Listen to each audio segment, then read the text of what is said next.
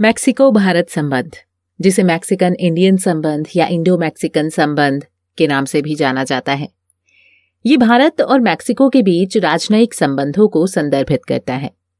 दोनों ही देश G20 major economics और यूनाइटेड नेशंस यानी संयुक्त राष्ट्र के सदस्य हैं। फ्रेंड्स, मैं हूं स्वाति और अब तक आपको पता चल गया होगा कि इंडी वर्ल्ड के आज के वीडियो में हम बात करने वाले हैं भारत और मैक्सिको के बीच संबंधों के बारे में। मैक्सिको भारत का एक बहुत ही महत्वपूर्ण और प्रमुख आर्थिक भागीदार है।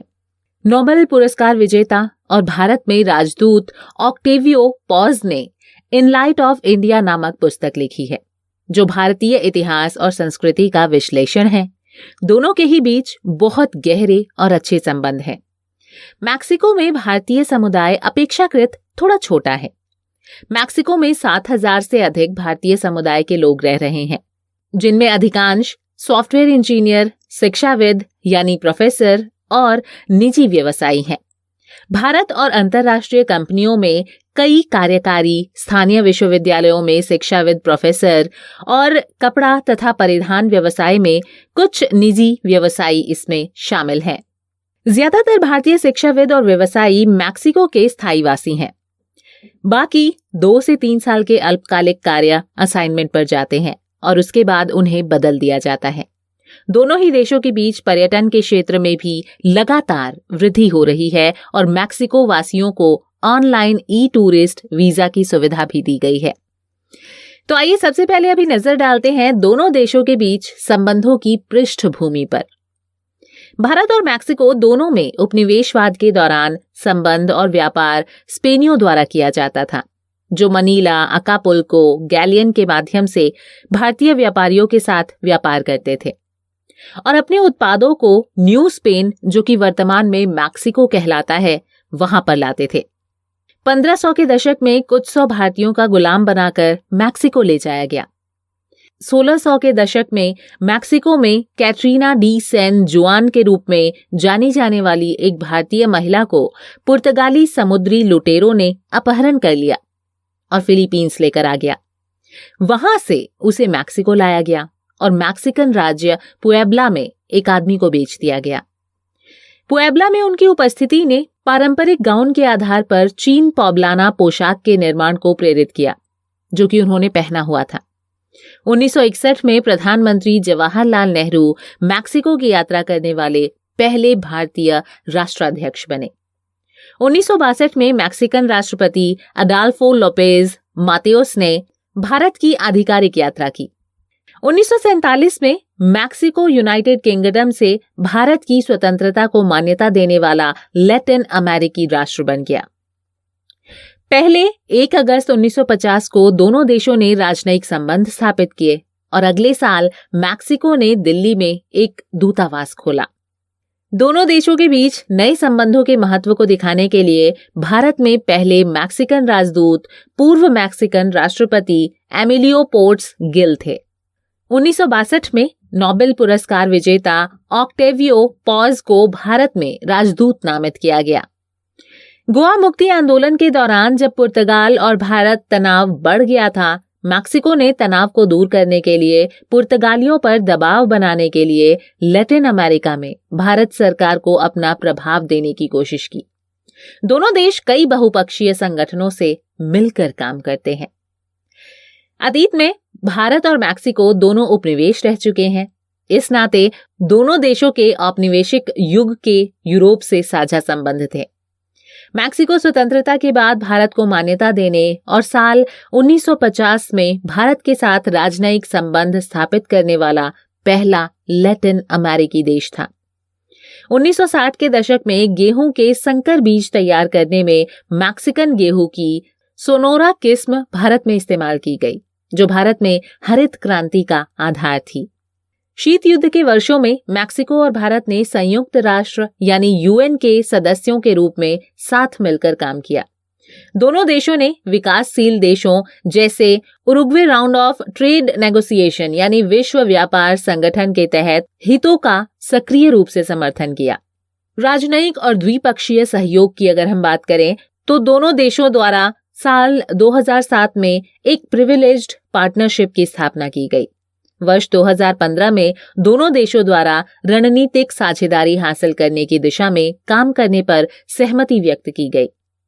दोनों देशों द्वारा कई द्विपक्षीय समझौतों और समझौता ज्ञापन हस्ताक्षरित किए गए, जिनमें निवेश, संवर्धन और संरक्षण, प्रत्यर्पण, सीमा शुल्क मामलों में प्रशासनिक सहायता, अंतरिक्ष सहयोग आदि शामिल है। भारत भारतीय तकनीकी और आर्थिक सहयोग ITEC कार्यक्रम के तहत मैक्सिको को 20 छात्रवृत्ति प्रदान करता है और मैक्सिकन राजनयिकों को भी भारत वन संरक्षण FSI में प्रशिक्षण दिया जाता है। आर्थिक और वाणिज्यिक संबंधों की अगर बात की जाए तो मैक्सिको वर्तमान में लैटिन अमेरिका में भारत का सबसे बड़ा व्यापारिक भागीदार है। साल 2018-19 में भारत के कुल व्यापार का लगभग 1/4 भाग इस क्षेत्र के साथ था। भारत वर्तमान में मैक्सिको का 9वां महत्वपूर्ण वैश्विक व्यापारिक भागीदार है। पिछले दशक में दोनों देशों के बीच व्यापार में उछाल आया है, जो साल 2015-16 में लगभग 5 बिलियन अमेरिकी डॉलर से बढ़कर साल 2018-19 में 9.4 बिलियन अमेरिकी डॉलर तक पहुंच चुका है। भारत और मैक्सिको के बीच आयात और निर्यात परस्पर रूप से किया जाता है। भारत की आयात में कच्चा तेल प्रमुख है। इसके अलावा भारत विद्युत सामान एवं मशीनरी यानी इलेक्ट्रॉनिक उपकरण और ऑटो पार्ट्स का भी आयात करता है। भारत के निर्यात में मुख्यतः वाहन, कार्बनिक रसायन, एल्यूमिनियम उत्पाद, लोहा एवं इस्पात, सेरेमिक, कपड़ा, रत्न, गहने, चमड़ा और सॉफ्टवेयर आदि शामिल है। 2018 में दोनों देशों के बीच दो तरफा व्यापार 10 मिलियन अमेरिकी डॉलर का था। 1999 और 2014 के बीच भारतीय कंपनियों ने मैक्सिको में 68.9 मिलियन अमेरिकी डॉलर निवेश किया।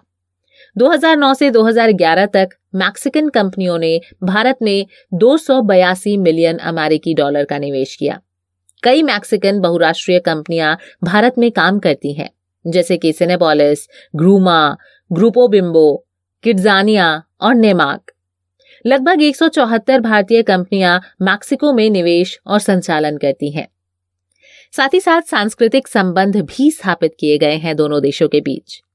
2010 में भारत ने भारतीय संस्कृति और जीवन शैली के विभिन्न पहलुओं द्वारा मैक्सिको में प्रकट व्यापक हितों के जवाब में मैक्सिको सिटी में एक सांस्कृतिक केंद्र भी खोला है, गुरुदेव टैगोर इंडियन कल्चरल सेंटर। अक्टूबर 2010 से मैक्सिको में योग, शास्त्रीय संगीत, संगीत आदि की शिक्षा दे रहा है।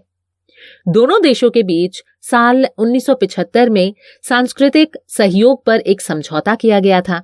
दोनों देशों के बीच सांस्कृतिक सहयोग के 4 वार्षिक कार्यक्रमों के माध्यम से सहयोग गतिविधियां आयोजित की जाती हैं। इसके अलावा दोनों देश बढ़ती पारस्परिक और गैर पारंपरिक सुरक्षा चुनौतियों, विशेष रूप से वैश्विक आतंकवाद के उदय पर समान रूप से साझा चिंता व्यक्त करते हैं। हाल के दिनों की अगर हम बात करें तो कोविड-19 महामारी ने भारत मैक्सिको संबंधों को काफी ज्यादा प्रभावित किया है। वैश्विक महामारी के दौरान दोनों ही देशों को अनेकों चुनौतियों का सामना करना पड़ा और दोनों देशों के बीच संबंधों को सकारात्मक तरीके से बदला जा चुका है। दुनिया के सभी देशों के बीच भारत और मैक्सिको ने कोविड-19 महामारी का प्रकोप बहुत ज्यादा झेला है। इससे दोनों ही देशों को एहसास हुआ है कि उन्हें न केवल कोरोना वायरस महामारी के लिए बल्कि भविष्य के लिए भी बहुपक्षीय दृष्टिकोण से दुनिया भर में स्वास्थ्य संबंधी मुद्दों से निपटने की जरूरत है।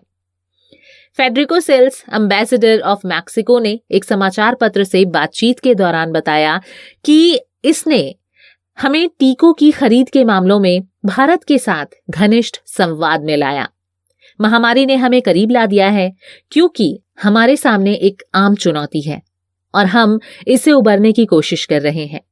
न केवल कोविड-19 के संबंध में बल्कि अन्य मुद्दों पर भी मैक्सिको भारत के फार्मास्यूटिकल क्षेत्र और इसकी क्षमता पर अलग अलग निगाहों से देख रहा है। व्यापारिक मुद्दों पर सवाल पूछने पर सेल्स ने कहा कि मैक्सिको ने 1994 में संयुक्त राज्य अमेरिका और कनाडा नाफ्टा के साथ एक प्रमुख व्यापार समझौते पर बातचीत की थी, जिसे पिछले साल जून में अपडेट किया गया था। हमें दुनिया की सबसे महत्वाकांक्षी और अत्याधुनिक FTA में से एक अमेरिका के साथ बातचीत करने का व्यापक अनुभव है।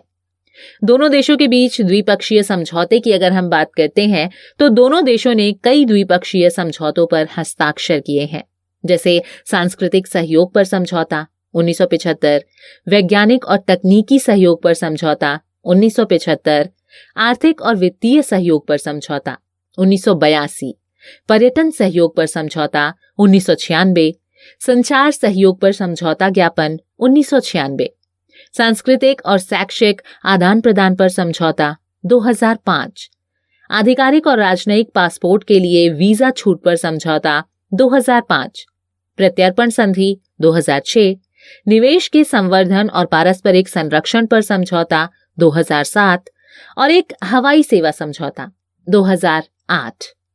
कुल मिलाकर भारत और मैक्सिको भू जलवायु परिस्थितियों, जैव विविधता, शरीर विज्ञान और लोगों, सांस्कृतिक एवं पारिवारिक मूल्यों में समानताएं रखते हैं।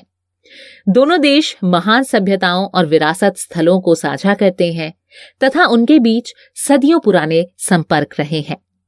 भारत और मैक्सिको दोनों ही वर्ष 2021-22 की अवधि के लिए सुरक्षा परिषद के गैर स्थायी सदस्य हैं, जो वैश्विक शासन के मुद्दों पर अपने मतभेदों को दूर करने और पारस्परिक हित के क्षेत्रों पर बारीकी से काम करने का एक अच्छा अवसर प्रदान करता है।